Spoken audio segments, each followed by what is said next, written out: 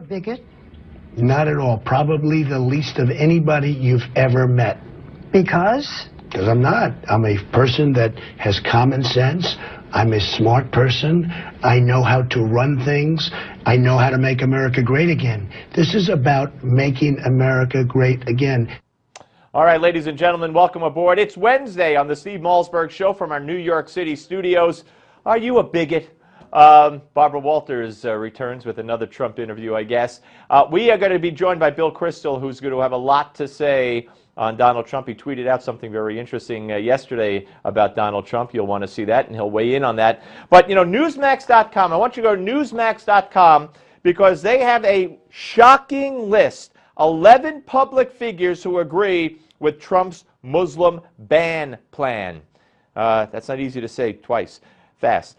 Here they are. They go to Jimmy Carter, who in 1980 wouldn't let Iranians into the country during the hostage crisis. He made Iranian students register in this country. Media forgot about that. They're calling him Hitler because they're calling Trump Hitler. You also have the Supreme Court. Ruled in 72, Congress, Title 8, Section 1182 of the U.S. Code. You got others like Ann Coulter, Rush Limbaugh, Boston Herald columnist Andriana Cohen, and many, many more. Go to Newsmax.com, check it out. But first, Bill Kristol, ready to join us.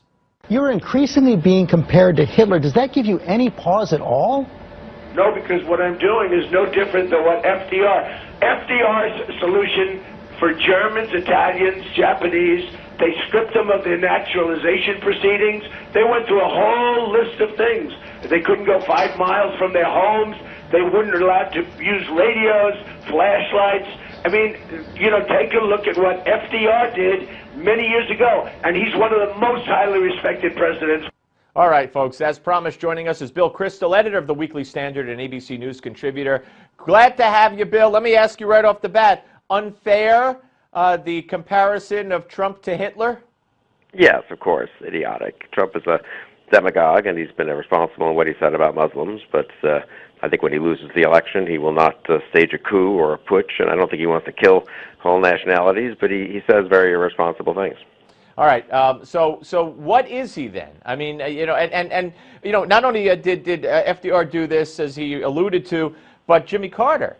Jimmy Carter did this with the Iranian hostage crisis. He made every Iranian student in the country register, and he wouldn't let any Iranians, anybody from Iran, into the country at that time. So it's not unprecedented, although some might say this is not a nation, this is a group of people. But what's your take on that? Well, that is a big difference. I'm for a pause in the Syrian refugees. I have no problem with making people from Saudi Arabia and other countries students or register, and I would do very much more serious security checks on people like the woman who came into San Bernardino. But saying that all Muslims should be kept out of the country is a whole different story, and that is a just flat-out discrimination on the basis of religion. I think you can give preference, incidentally, to religious minorities who are persecuted like Christians. That's a different story, or Soviet Jews in the old days. So what he said was irresponsible. It's not an accurate account of what Roosevelt did. Obviously, millions of Italian Americans fought against the Axis powers.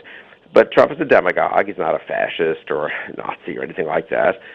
He's you know, the establishment has been so politically correct and timid. He's right about that it's opened room for someone else, and he's sort of gone too far in the other way. I really hope the Republican candidates, the Cruzes and the Rubios and the Christies, you know, understand that Trump is tapping into something serious and not something that deserves a voice, but it also deserves a responsible and serious voice. All right, he's opened up bigger leads, except for that one Monmouth poll where he was trailing Cruz in Iowa. He's opened up big leads, not only nationally, which might not count so much, but also in Iowa and in New Hampshire.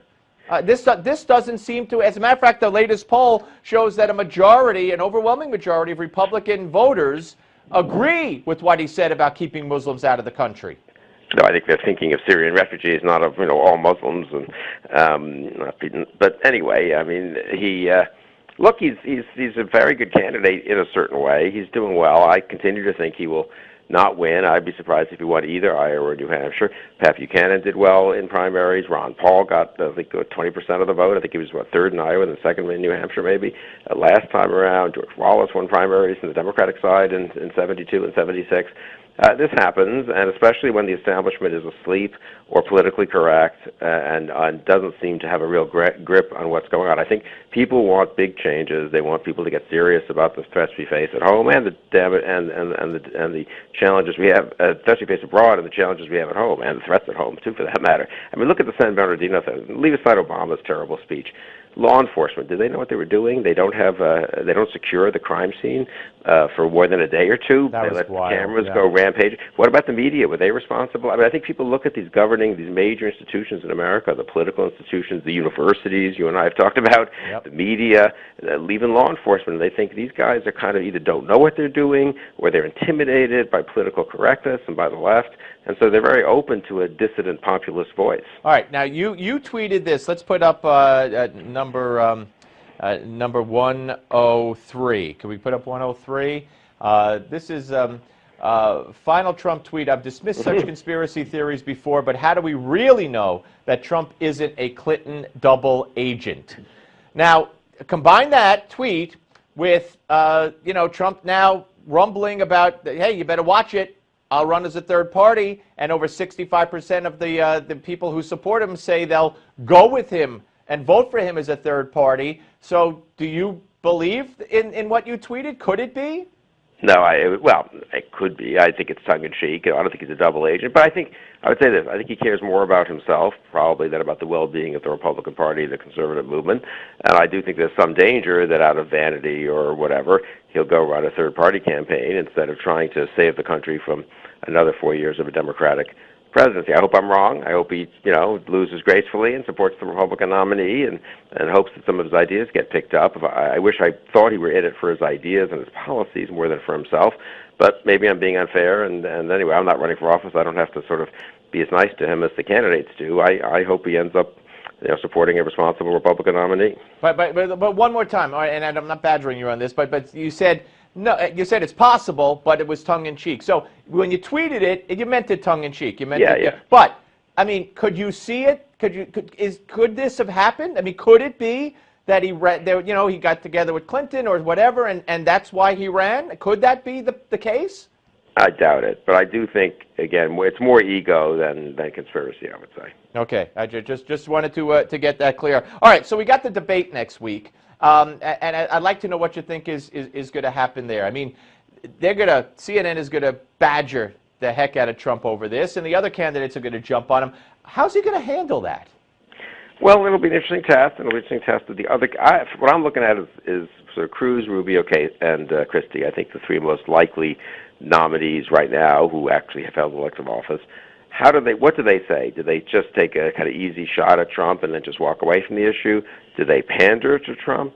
Or do they say, wait a second, what Donald Trump said was irresponsible? No one who's running for president of the United States should say that about an entire religion. Having said that, here are my policy proposals. This is my proposal on refugees. This is my proposal on immigration reform and interrogation of those who wish to come into this country. Here's my proposal for law enforcement. Why are we letting them have encrypted conversations with each other? We just, the FBI director this morning testified about that.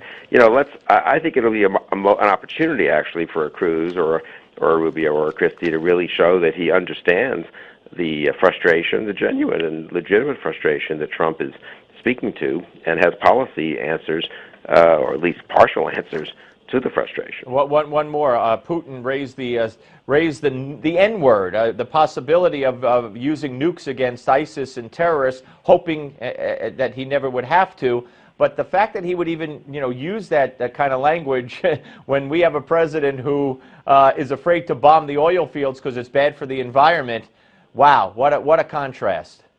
And it does show what the world starts to look like without American power and without people being a little scared of America and keeping themselves in line as a result. That it gets very, very dangerous. And you can be sympathetic with one side or another. It's like 1914 before World War I. There were rights and wrongs on both sides, right? But right. You know what? It can just escalate out of control if people don't think, gee, there's a U.S. there to maintain basic order, and they don't think that now, unfortunately. Yeah. Bill, have a great rest of Hanukkah, and thanks for joining us, sir. You too, Steve. All right, Bill Kristol, ladies and gentlemen, and we'll be back with the Malzberg panel, Roger Simon and Brent Badowski, so keep it right here.